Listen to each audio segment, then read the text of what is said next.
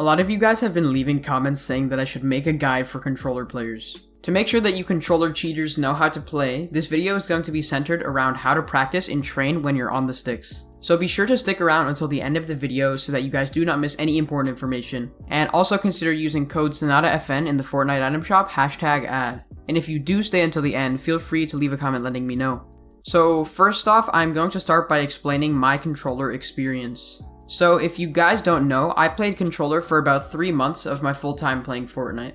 I have played Fortnite on PC the entire time ever since it came out, and I really wanted to try to learn how to play controller. However, the majority of the time that I've played Fortnite has been spent on keyboard and mouse. And in the season where aim assist was extremely overpowered, which I'm pretty sure was Chapter 2 Season 2, I decided that I want to try and learn controller just in case I need to use it. See, this was back when I really wanted to try to be a good competitive player. So I was 100% considering the switch to controller in order to get that aim assist and movement advantage. But eventually, after they nerfed aim assist in Season 3, I kinda just gave up on playing controller and went full focus on mouse and keyboard. However, I do feel that controller still does have its benefits to this day.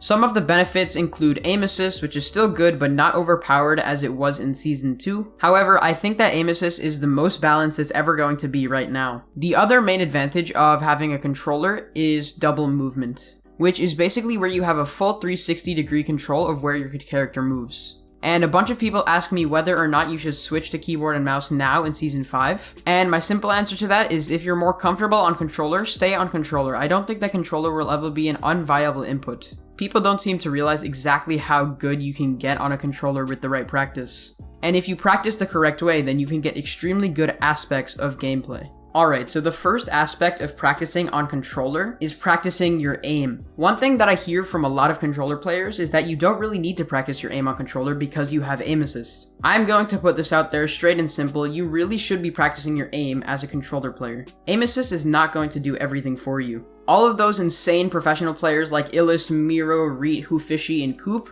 all of those guys practice their aim daily. Now, obviously, you can find ways to practice your aim using Kovacs, Aim Lab, and various third-party aim trainers, but the way that I would recommend it is to use the in-game aim trainer known as Skavooks Aim Trainer. I've gone over this aim trainer many times in past videos, and it's really useful not only for mouse and keyboard players, but it's especially useful for controller players who want to practice their aim. So obviously, aim assist is going to help you out a fair bit, but if you aim train, that's going to be the stuff separating you from the competition that's not doing aim training. I truly believe that a good controller player that aim trains regularly could be one of the best players in Fortnite. As a matter of fact, some of the best top professional players in the competitive scene nowadays are controller players. Listing them once again, there's Illust, Reet, Miro, Day, Lechi, Whoofishy, and Coop. All these players are tier 1 professionals that aim train regularly on the sticks. A lot of you younger guys don't really understand this, but controller has been the pinnacle of competitive esports for so long. Basically all of Call of Duty and Halo have been played on controller. So all of the pros in that game have been aim training for longer than you've been alive. So if you guys want to make sure that you're one step ahead of that competition, you need to make sure that you're aim training regularly using Skavooks in-game aim trainer. The code for that map will be in the description, by the way. The other advantage of controller is 360-degree movement.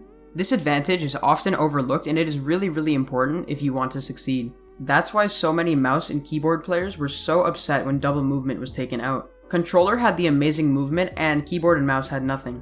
So you controller players really need to be using that movement to its fullest potential. Your double movement and your aim assist is one of the few advantages that you guys have over those keyboard and mouse players that are complaining. So I've gone over how to practice your movement before in various videos, but I'm going to be reviewing it once again for controller. Basically what you're going to want to try and do if you want to practice your movement is you're going to want to try and do some movement courses in creative. And yes, movement courses are a real thing. If you guys are interested in checking those movement courses out, there's going to be a code for that in the description. So basically in this movement course, it's going to be a variety of different obstacles you are going to have to try and avoid. You're going to have to try to avoid shots from various bots setting around, and you will have to make your peaks a little bit better, which is a really effective way to practice your movement. So you guys obviously have that 360-degree movement on controller, but if you master how to use it, it's going to be very difficult for enemies to hit you with SMGs in their box, along with them having difficulty while trying to get an AR tag on you. Overall, you're going to be way more of a slippery target.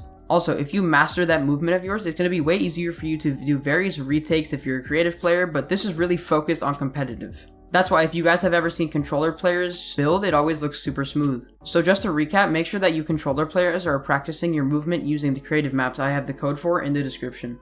So the last section is going to be a little bit shorter, but for the most part I'm going to be going over a controller playstyle and when and how to structure it. So obviously controller players are very good fraggers. That's why when you watch duos, trios, and squads, they're going to be the fragger most of the time. The main reason for this is because those controller players have aim assist and they also have 360-degree movement that's going to help them win a majority of their fights. In my personal opinion, controller players should be very good at fighting, but you should also really understand how to properly IGL. If you're a well-rounded controller player that can lead a team and also fight for a team, you're going to be one of the best players in 2021. For example, the God controller player Extra Miro can IGL for a team, and he can also very easily be the main fragger for them. Being able to easily adjust to those roles will not only make you a great team player, but it'll also help you succeed in solos. Alright guys, that is the video on how to practice when you are on the sticks. If you did find it helpful, please consider dropping a like and subscribing to the channel for more Fortnite content. If you guys are interested in checking out my Twitch, Twitter, or my Discord server, there's a link in the description for all three of those things. If you guys like this type of content, be sure to leave a comment letting me know that it helped you out. But that's about it for this video guys. Be sure to like and subscribe to the channel, and I will see you all in the next one.